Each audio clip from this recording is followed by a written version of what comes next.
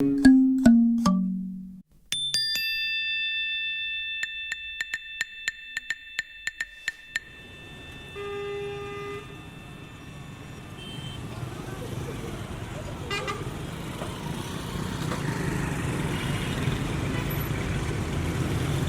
dans l'idée d'agir au plus vite à la facilitation des échanges les plus courants de la population dans le commerce et d'autres activités économiques que l'agence de la Banque des États de l'Afrique centrale à Douala a récemment lancé une opération d'injection de pièces de monnaie dans le circuit économique.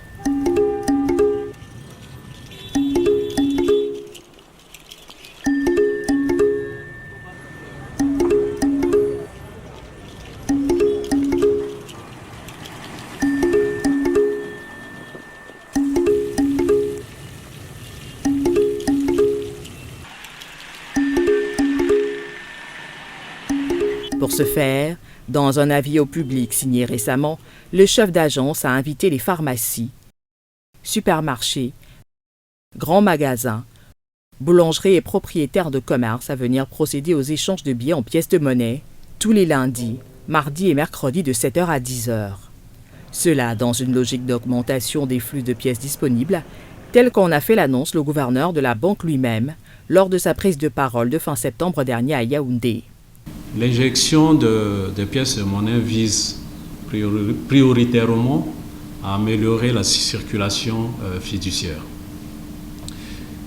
à réduire les pressions sur les prix. Et voyez-vous que l'absence des pièces a eu une conséquence directe sur la hausse des prix. Cette opération de dissémination, que nous avons appelée ainsi, a été faite dans l'ensemble des États. Selon ce responsable de l'institution donc, l'opération vise à lutter contre la rareté des pièces de monnaie dans la capitale économique et ailleurs au Cameroun. Yvon Sanabangui avait explicitement enjoint ses services dans cette direction afin d'éviter la pénurie observée dans de nombreuses villes de cet espace communautaire.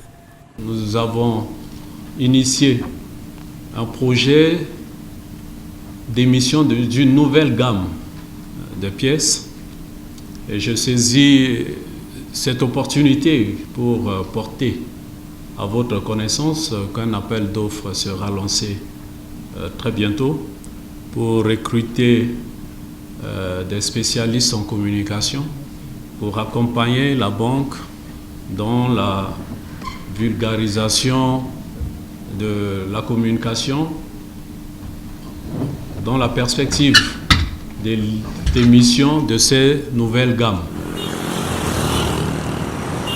Pour rappel, la pénurie des pièces de monnaie est devenue quasi permanente dans la zone CEMAC depuis plusieurs années en raison de l'émergence de réseaux d'exportation de ces pièces vers un pays asiatique après leur collecte dans les salles de jeux et autres circuits informels. À l'origine de cette pratique, apprend-on à la Banque centrale, se trouve la valorisation dans les activités de bijouterie du métal de base, servant à la fabrication des dites pièces.